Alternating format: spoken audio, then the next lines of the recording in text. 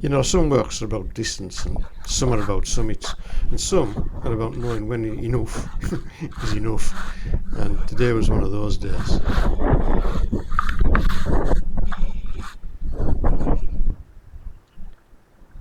The day began quietly following Rigg Beck as it wound through the valley. It was sheltered down here and the air felt still, the walking steady, unhooded.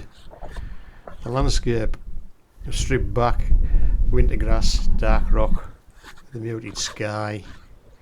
Some would call it bleak perhaps, but it's beautiful. There aren't any distractions, just a path and the sound of the water.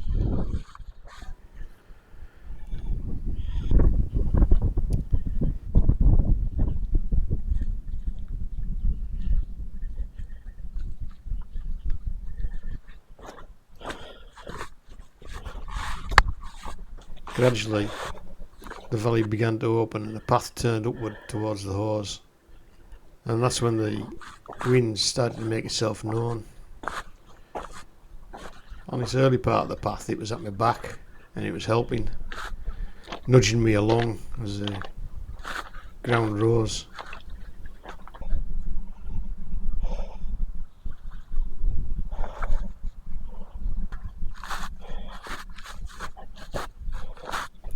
There's the hawse and the view back down the valley. But mountains are honest places. Sooner or later you need to face what's in front of you. The final climb up the northern flank of Ard Crags is steep and unrelenting. 500 metres of upward honesty. There's no easing into this one. There isn't any gentle zigzags. It's just a direct pull for the skyline. And by now the wind was no longer behind me. It was at 90 degrees and blowing me off the track. It was cold, insistent, and making every step feel earned. Reaching the cairn felt quietly significant. The wind was fierce up here, below freezing, with a bitter wind chill that cut straight through gloves and layers. And yet, standing on the summit, tired and a bit wind battered, there was that familiar lift. Not triumph, not drama, just satisfaction that comes after real effort. The world stretched wide in every direction. Valleys, ridges, winter colours, all fading into the distance.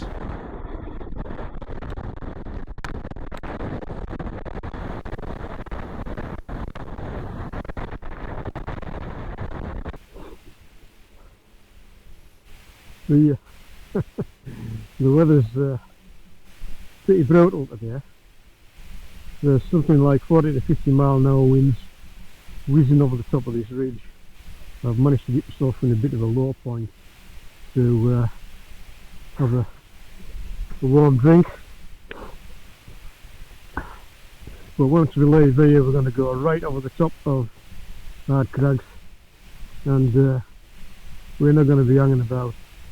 It's absolutely Baltic. It's below freezing, and 40 to 50 mile an hour wind chill is no fun. As we came up the valley, it was absolutely splendid, no problem at all. Thought I had too many clothes on. And now I've got about all my clothes on. I've got a little bit left in the bag just in case, but yeah, it's it's blown, it's cold, and it's wonderful. Absolutely bleak midwinter, and it's gorgeous. I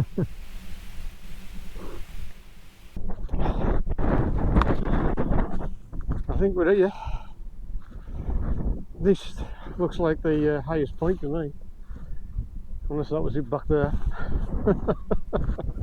But we'll go to the nose, we'll show the view back down Newlands Valley.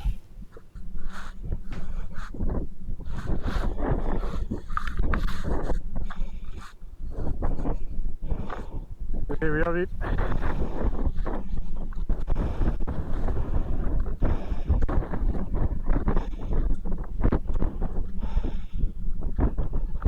Yeah. Causey Pike, Cadbells, Maidenmoor, Robinson, Knott Rigg. Yeah. Cool, that.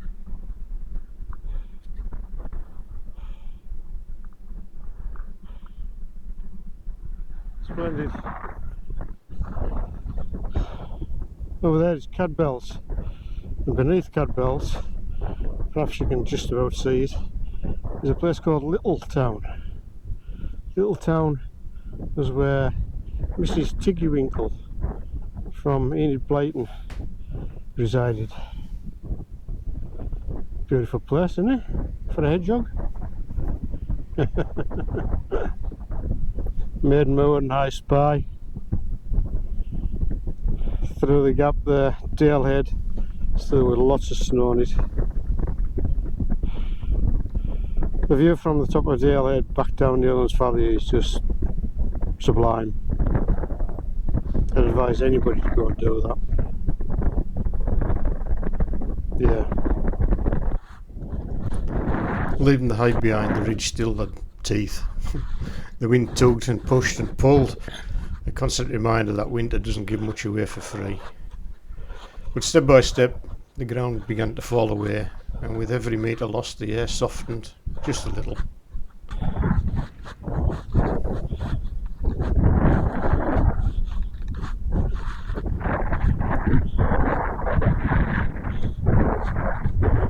Back at Rigg Beck, the day had one last decision. The water was higher than I'd seen it the year before, and it was too much to ford safely in the usual way. So after a careful look, I chose a large rock that's just hidden from sight there, and made the crossing in 2 moves. Steady onto the rock,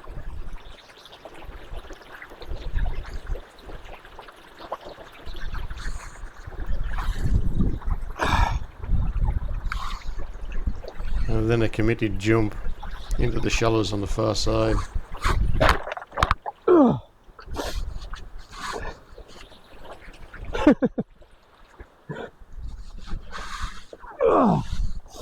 Well, that was interesting. Okay. I don't say that as reckless, just a reminder that even small obstacles deserve respect, especially when you're tired and the temperature's low. I didn't make it to Knott Rigg today. The wind and cold made that decision for me, but I'll see you on the fells next time.